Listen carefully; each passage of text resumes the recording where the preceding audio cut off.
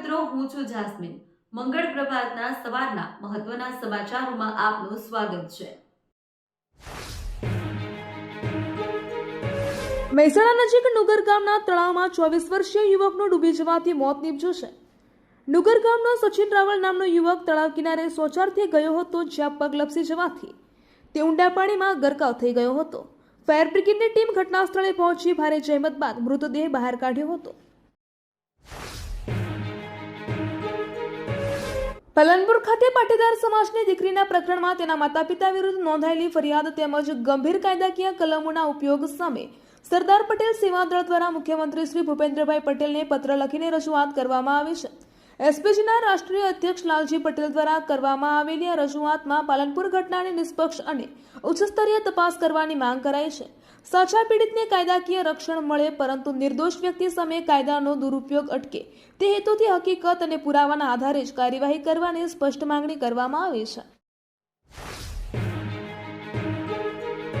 મહેસાણા જિલ્લાના સાલડી ગામે આવેલું પિંપલેશ્વર મહાદેવ મંદિર શ્રદ્ધા, આધ્યાત્મિકતા, પ્રકૃતિ અને સ્વચ્છતાનો અનોખો સંગમ રજૂ કરે છે. આ ઐતિહાસિક ધામમાં પ્રવેશતા જ ભક્તોને શાંત અને પવિત્ર વાતાવરણનો અનુભવ થાય છે, જે આધ્યાત્મિક શાંતિ પ્રદાન કરે છે. મંદિર તેની કલાત્મક કોતરણી અને આગવી સ્થાપત્ય શૈલી માટે જાણીતું છે. સ્થાનિક શ્રદ્ધા અનુસાર અહીં સ્વયંભૂ શિવલિંગ સ્વરૂપે મહાદેવ બિરાજમાન છે. આ સ્થળ માત્ર દર્શનનું જ નહીં, પરંતુ મનની શાંતિ અને આધ્યાત્મિક ચિંતનનું પણ એક પવિત્ર કેન્દ્ર છે.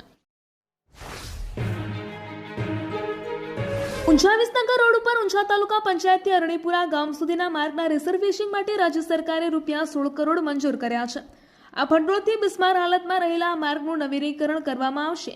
શિયોરી પાટણ ઊંઝા વિસનગર રોડ પર આવેલા ઊંઝા તાલુકા પંચાયત આગળના રેલવે ઓવરબ્રિજ નીચેથી શરૂ થઈને ઊંઝા તાલુકાના અરણીપુરા ગામ સુધીનો રોડ લાંબા સમયથી ખરાબ હાલતમાં હતો. આ કામગીરીથી સ્થાનિક નાગરિકોને રાહત મળશે. આ મહત્વપૂર્ણ વિકાસ કાર્ય સરકારમાંથી મંજૂર કરવામાં બદલે ઊંઝા નગરપાલિકાના પ્રમુખ ક્રીમાબેન ઉમંગકુમાર પટેલે ધારાસભ્ય કિરીટભાઈ કે પટેલનો ઊંઝા શહેરના તમામ શહેરીજનો વતી આભાર વ્યક્ત કર્યો છે.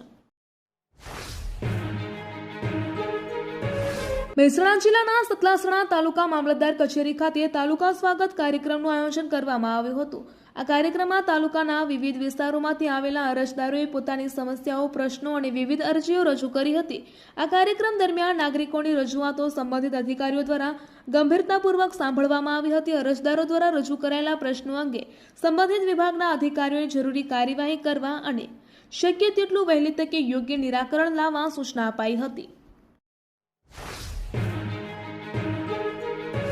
વિજાપુર ઘઉં સંશોધન કેન્દ્ર ખાતે સરદાર કૃષિનગર દાંતીવાડા કૃષિ યુનિવર્સિટી દ્વારા 16 થી 22 ઓગસ્ટ દરમિયાન 21મા ગાજર ઘાસ જાગૃતિ સપ્તાહની ઉજવણી કરવામાં આવી હતી. આ સપ્તાહ દરમિયાન ખેડૂતોને ગાજર ઘાસની ઓળખ, તેનાથી થતા નુકસાન અને અસરકારક નિયંત્રણ અંગે માર્ગદર્શન પૂરું પાડવામાં આવ્યું હતું.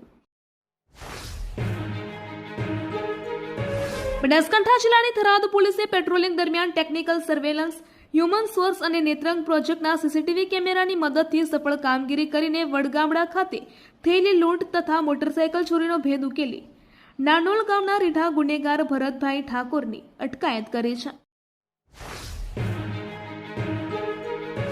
બનાસકાંઠા જિલ્લાના લાખણી અને દિયોદર તાલુકાના ખેડૂતોએ સુજલામ સુફલામ કેનાલમાં સિંચાઈનું પાણી ન મળતા વાસણા નજીક કેનાલ પર એકઠા થઈને ઢોલ વગાડી અનોખી રીતે વિરોધ પ્રદર્શન કર્યું હતું. વરસાદ ખેંચાતા અને ભૂગર્ભ જળસ્તર સતત ઊંચા જતા ખેડૂતો મગફળી સહિતના સુકાઈ રહેલા પાકને બચાવવા માટે તાત્કાલિક પાણી છોડવાની માંગ કરી રહ્યા છે. ત્યારે મુખ્યમંત્રી શ્રી ભૂપેન્દ્રભાઈ પટેલે 20 ઓગસ્ટથી કેનાલમાં પૂરતું પાણી છોડવાની જાહેરાત કરી હોવા છતાં તંત્ર અને કોન્ટ્રાક્ટરની બેદરકારીના કારણે છેવાડાના વિસ્તારો સુધી પાણી પહોંચતું નથી. આથી ખેડૂતોએ ચોગા પમ્પિંગ સ્ટેશનમાં પંપ શરૂ કરી 24 કલાક સતત પાણી આપવાની કડક માંગ કરી છે. પાટણ જિલ્લા એસઓજી ટીમે સમી અને પાટણ તાલુકા વિસ્તારમાંથી 2 બોગસ તબીબોને ઝડપી પાડ્યા છે. આ તબીબો કોઈપણ માન્ય મેડિકલ ડિગ્રી કે લાયસન્સ વગર પ્રેક્ટિસ કરતા હતા. એસઓજી ટીમે મેડિકલ ઓફિસર સાથે રાખીને આ કાર્યવાહી હાથ ધરી હતી. આ કાર્યવાહી દરમિયાન બોગસ તબીબો પાસેથી ઇન્જેક્શનો, દવાઓ અને તબીબી સાધનો સહિત કુલ ₹8,460.28 નો મુદ્દામાલ જપ્ત કરવામાં આવ્યો છે. આ બંને આરોપીઓ સામે સંબંધિત પોલીસ સ્ટેશનમાં BNS 2023 અને મેડિકલ પ્રેક્ટિશનર એક્ટની કલમો હેઠળ ગુનો નોંધવામાં આવ્યો. પાટણ કલેક્ટર કચેરી ખાતે અખિલ ભારતીય વિદ્યાર્થી પરિષદ દ્વારા વિવિધ શિષ્યવૃત્તિ યોજનાઓની બાકી રહેલી રકમની ચૂકવણીના મુદ્દે મંગળવારે વિરોધ પ્રદર્શન યોજાયું હતું. રાજ્યવ્યાપી કાર્યક્રમના ભાગરૂપે આવેદનપત્ર પાઠવ્યા બાદ કાર્યકરોએ કલેક્ટર કચેરી બહાર મુખ્ય રસ્તા પર ચક્કાજામ કર્યો હતો અને રસ્તા રોકીને વિરોધ પ્રદર્શન કરી રહેલા એબીવીપીના 10 કાર્યકરોની પોલીસે ઘટના સ્થળેથી અટકાયત કરી હતી. શિષ્યવૃત્તિમાં થતા વિલંબ સામે વિદ્યાર્થી મોરચાને આક્રમક વલણ અપનાવ્યું છે.